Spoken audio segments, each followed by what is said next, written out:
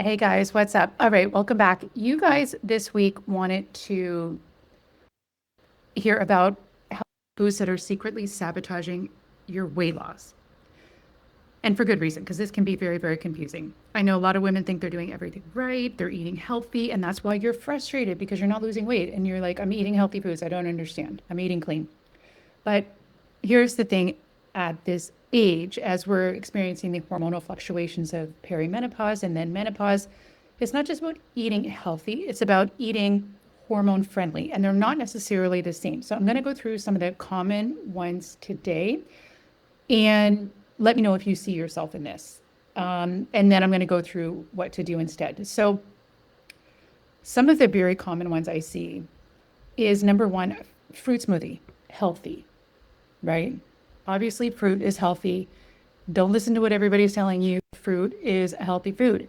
However, when you are a little bit more sensitive to blood sugar fluctuations and your insulin response as you're experiencing these hormonal fluctuations, fruit smoothies on its own, because it breaks it down and it's easily digestible, can really spike your blood sugar. So to combat this, what you want to make sure you're doing is you want to add some healthy fats to that, and you want to definitely be sure to add some protein, like 20 to 30 grams of protein. That's going to slow down the blood sugar spike that it's going to give you. So straight fruit smoothies are a no-go at this point. Another big one that I see often with women is salads. So I don't think we can deny, again, that vegetables are healthy. Like they are. However, two mistakes I see that women often make. Number one with salads is just having kind of a plain salad. You're trying to be extra good, so you don't want extra fat, you don't want extra anything. And so you just have a plain salad with no protein and no fats. And it's pretty bland. So number one, it's not going to fill you up, but it's also not going to balance out your hunger properly, or it's not going to balance out your blood sugar properly. So in this instance, what you want to do is you want to add some healthy fats. Maybe it's some olive oil, although be careful because it's very calorie dense. Or maybe it's a couple of crushed, excuse me, nuts or seeds, or some avocado. So, and you want to add some protein. So whether that's some salmon, some chicken, some tofu, your protein of choice. So you always want to be sure to add healthy fats and a protein to a salad. Now, on the other end of it, another mistake I often see women make with salads is thinking because it's a salad, it's healthy automatically. But then you're adding creamy dressings or a bunch of cheese. It is no longer a healthy food. That is a ton of extra fat and unnecessary calories. And even though I don't like to count calories per se, we do have to be mindful, excuse me, because the body can only handle so much, especially when you're trying to turn your body into a fat burning machine and get rid of that excess fat. So if you're adding a bunch of cheese or creamy dressings to your salad, that's a no as well.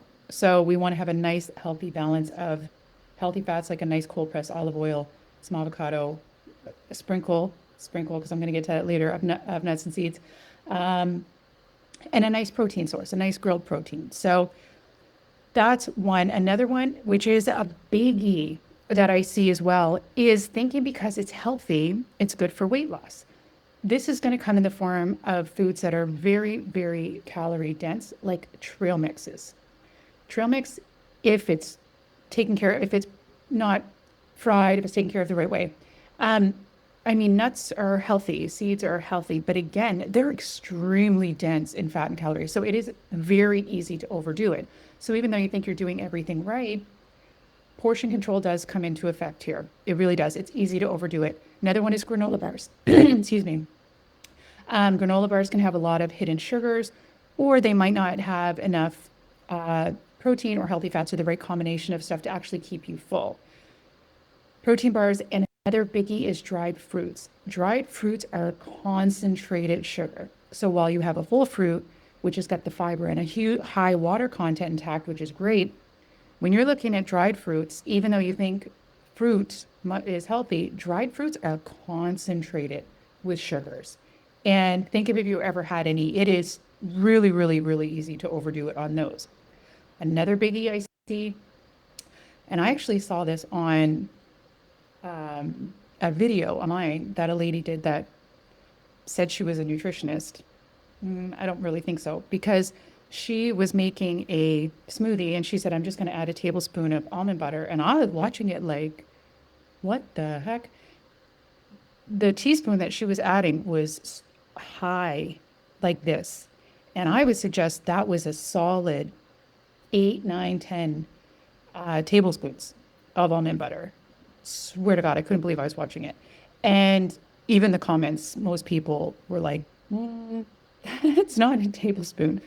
So even this lady who claims to be a nutritionist, I mean, she's obviously not a very skilled or experienced one. If she's telling people this, my goodness. So that alone, so that scoop, so you think you're doing anything right. So that scoop that she did, for example, of 1 tablespoon of almond butter, a tablespoon is like almost 100 calories. And again, I don't like to talk about calories, but that's how we got to understand it, right? So this scoop was a solid 6, 7, 8, 900 calories. Boom, added into her smoothie.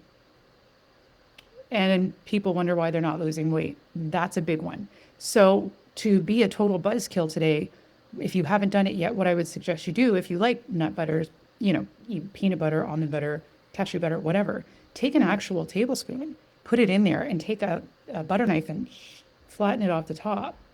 That's a tablespoon. It's very disappointing. It's not very much, but this is a big mistake a lot of people make. So even though you don't have to track or weigh or count or anything like that, there's certain things you do need to be really mindful of if weight loss is your goal. They are very easy to overdo it. And this is where people get frustrated because you're like, I feel like I'm doing everything right. And even though you are eating healthy foods, some things can really throw you over the edge and get you stuck and not losing weight. And then you think nothing works. It's not that nothing works. It's just that you need to make some adjustments in your strategy. So that's another one. Now, a biggie I see often as well, and this one's a little debatable and it could depend, is protein bars. So protein bars can be good in a pinch. Like if you are at an airport traveling and you've got absolutely nothing, no other options except for French fries, then a protein bar is a great option. But some things you want to look at is you want to look at the ingredients. So some of them are loaded with sugar. Like you may as well be eating a chocolate bar, loaded. But you've got a little bit of protein in there, which is going to balance out the sugar a little bit. So you want to make sure they're having 25, 30 grams of protein at least. You want to read the ingredients labels. You want to get lower sugar. And you want to have it as an occasional, in a pinch kind of thing. You don't want to make it a regular part of your day, which I know a lot of women do, thinking it's a protein bar, it's healthy. So those are some of the little ones you want to look out for. Let me know below if there's any other ones that you think may be affecting you, if you have a question about another one.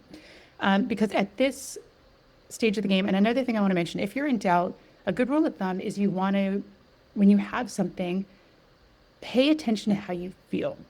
So if you are tired or craving sugar or low energy, especially like 1 to 2 hours after eating this, then it's probably affected your blood sugar too much because it shot you up and it's shooting you back down. So that's another little thing you want to pay attention to. And if you're having that kind of reaction, then you just want to take a look at the food that did that to you, that you had, and you want to just make adjustments. A lot of times it's not overhauling your entire life that's necessary. It's just really knowing these nuances and the effect that that food is having on your body. So just because it's a healthy food doesn't mean it's a hormone-friendly food, especially for women in our age group here who are experiencing hormonal shifts. And our blood sugar, again, and our insulin response is a little bit more sensitive. So that's what we want to really be paying attention to. Now, if you found this helpful, I also put together a guide for you guys. And this guide is why traditional diets, so we go a little deeper than what we just touched on today, why traditional diets don't work for women over 45 and what to do instead. If you want me to send that to you, this is a free guide I put together for you. Just comment guide.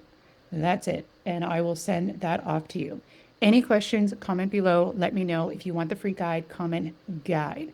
Hope that helps you, ladies. And I hope that alleviates maybe some frustration, thinking you're doing everything right. And maybe that gave you some insights as to why it may not be working and some little nuances you can adjust to make it work for you in your favor. Hope you have a great rest of your day. Bye.